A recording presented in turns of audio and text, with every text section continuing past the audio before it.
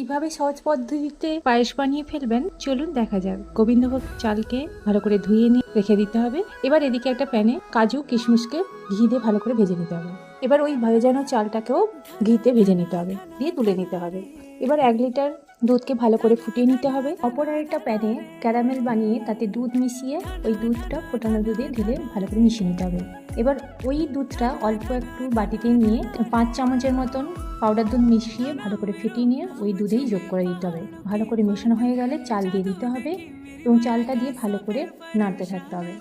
যখন চালটা অর্ধেক সেদ্ধ হয়ে আসবে তখন তেজপাতা এলাচ দিয়ে ভালো করে ফুটিয়ে নিতে হবে।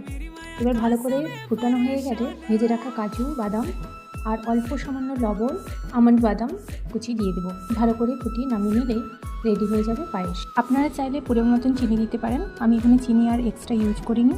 রেসিপিটি যদি ভালো লেগে থাকে অবশ্যই লাইক কমেন্ট শেয়ার করবেন।